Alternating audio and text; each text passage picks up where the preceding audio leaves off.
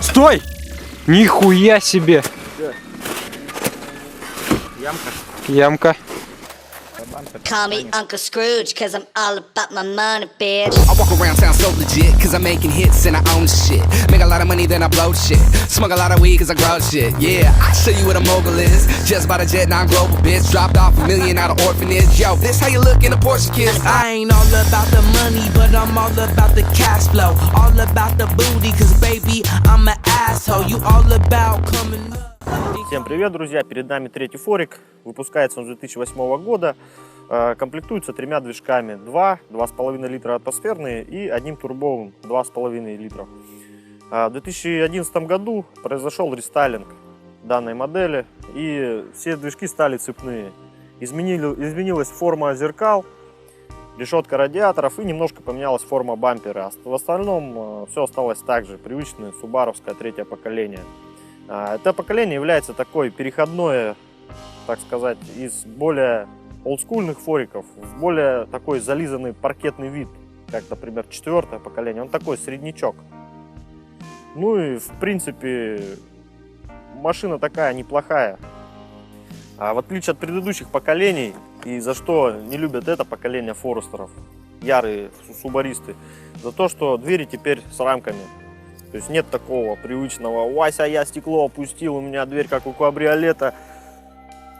Ну а в остальном, наверное, минусы этого форестера по кузову заканчиваются. Отличный автомобиль, мне нравится. Замечательный шильдик Symmetrical ЛВД означает, что у нас постоянно симметричный полный привод. И, кстати, это не гоночная машина вообще ни разу. Хотите быстро валить на субарике, берите STI версию. Форик с атмосферным мотором никакого отношения к спорту не имеет. Это, скорее всего, больше городская версия. Я просто купил эту машину и хотел, чтобы все было так чуть-чуть симпатично, немножко комфорта. И чтобы я мог доехать в любую погоду по любой дороге. Не брать же какого-то аутлендера, с ним просто скучно жить. Он даже, эта тварь бездушная, даже масло не жрет. Это как приходишь каждый день домой, и у тебя постоянно борщ. Сегодня борщ, завтра борщ, и рано или поздно тебя это заебет. В багажнике огромное количество места. Тут, в принципе, можно возить все, что угодно. Бабушку на дачу с помидорами отвезти, колеса на шиномонтажку свозить. Без проблем. 450 литров, а если сложить задний ряд, получится 1600. 1,5 куба места. Я не знаю, холодильник загрузить без проблем. Ну, либо документы какие-то. Например, бухгалтерию вашей компании в момент въеба вас следственным комитетом вы увезете, не задумываясь.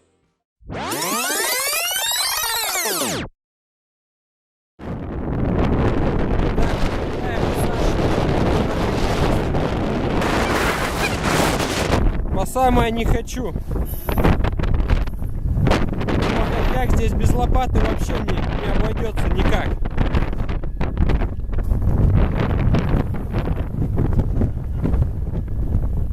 Толкать здесь бессмысленно.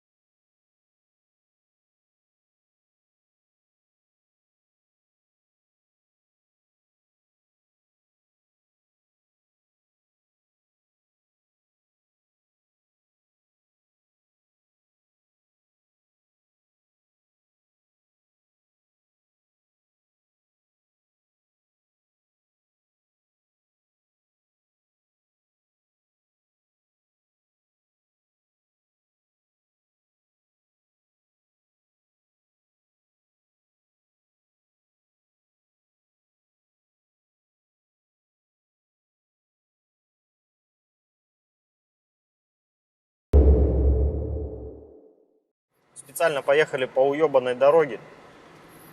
Такая деревенская. Подвеска, в принципе, отрабатывает прям нормально. Шумов никаких нету.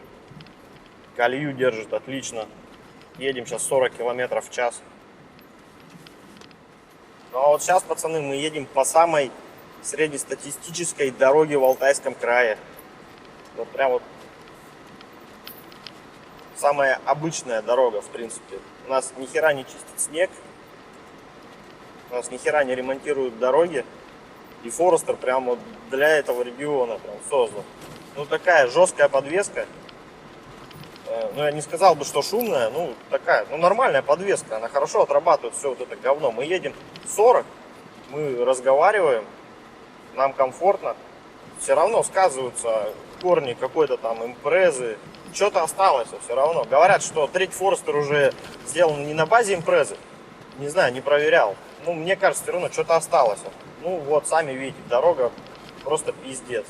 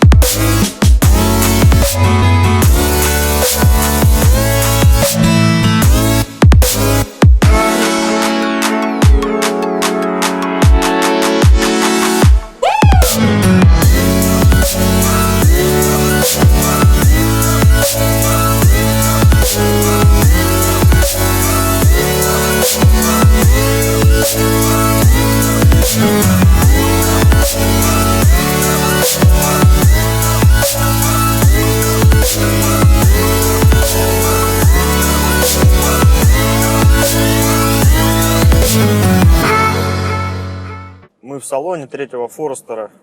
Ну, первое, что бросается в глаза, это скучная приборка с синим оттенком. Здесь у нас есть тахометр, спидометр и здоровенный указатель уровня топлива, на который вы будете чаще всего смотреть. Потому что жрет этот Форестер как тепловоз. 15 литров. Ну, хотя для машины с постоянным полным приводом, я считаю, это не так много. У нас установлен 2-литровый мотор цепной, мощностью 150 лошадиных сил и 4-ступенчатый автомат. Каких-то механических блокировок здесь нету. Здесь все блокируется через вискомуфту.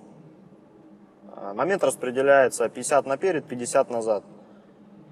Бывает, что там муфта что-то перекидывает туда-сюда, плюс-минус. Ну, в среднем всегда 50 на 50.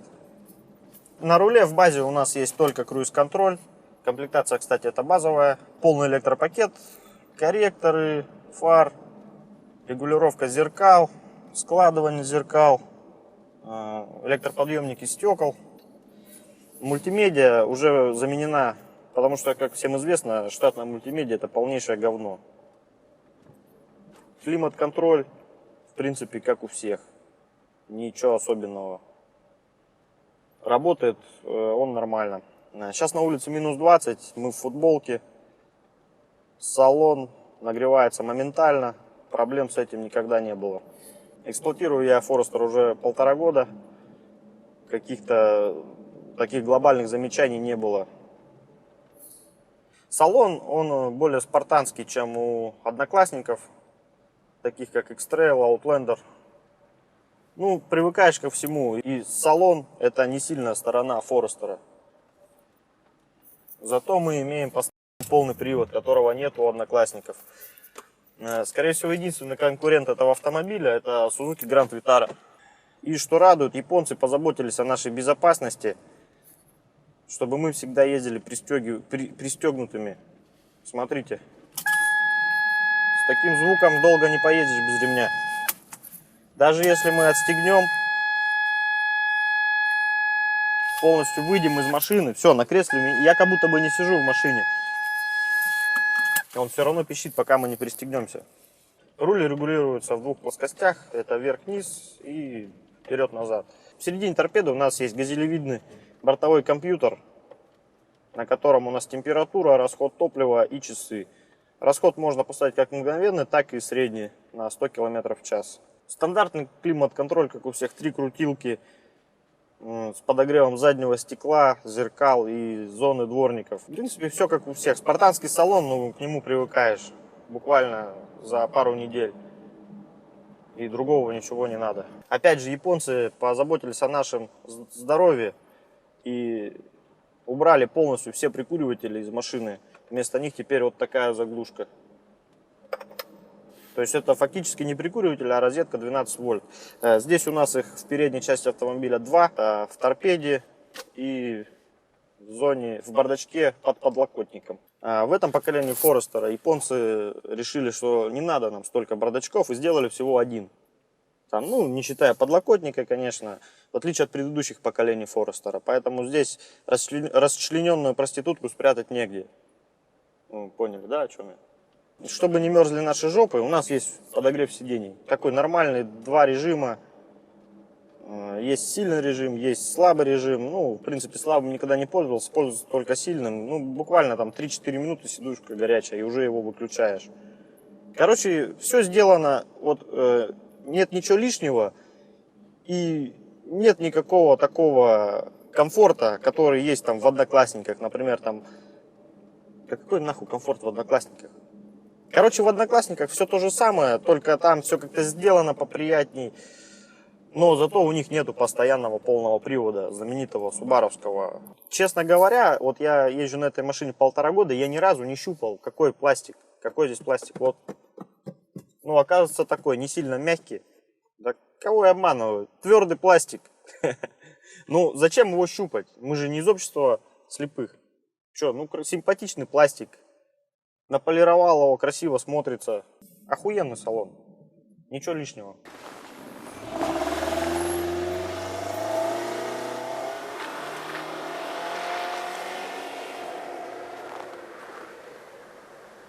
А вот сейчас, пацаны, едем по дороге, которая, блядь, вот как стекло.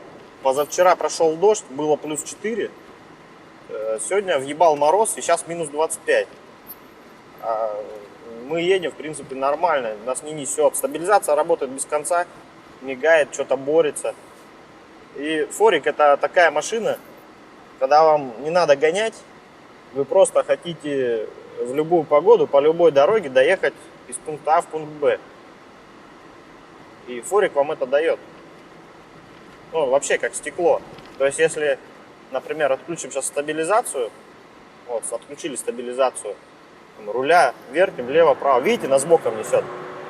То есть, понимаете, да, какая дорога сейчас? Вот. Поэтому без стабилизации зимой не рекомендуется ездить.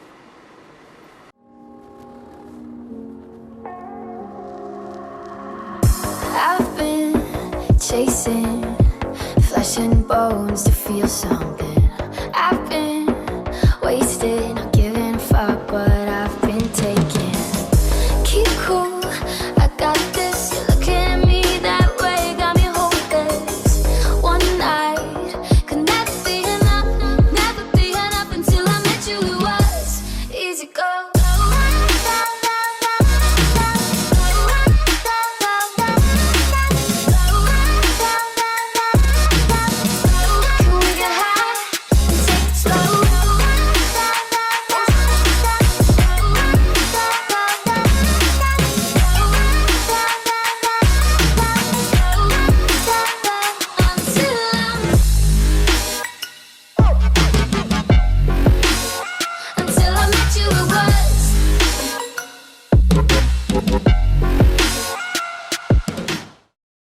Что, все, концовочка. Хороший автомобиль. За свои бабки он дает вам то, что можно требовать от современного кроссовера. Дизайн, конечно, любителя. Нормальный дизайн, купите и не выебывайтесь. Всем пока, подписываемся на канал, ставим лайки. Я поехал.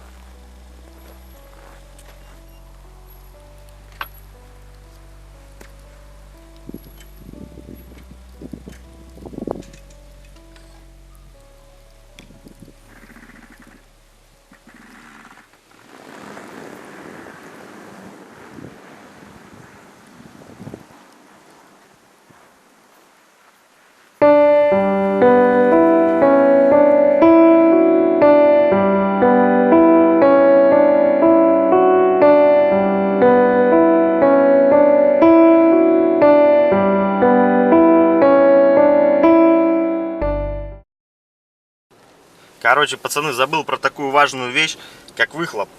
Здесь в Subaru он такой, он штатный стоит, но он довольно-таки нестандартно звучит для 2-литрового мотора. Сейчас покажу. Вот сюда сейчас заеду. Вот, никому не мешаемся. Короче, слушайте.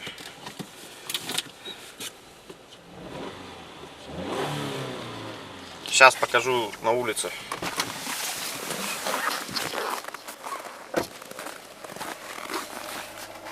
Блять, а как я покажу выхлоп-то на улице один? А, штатив есть.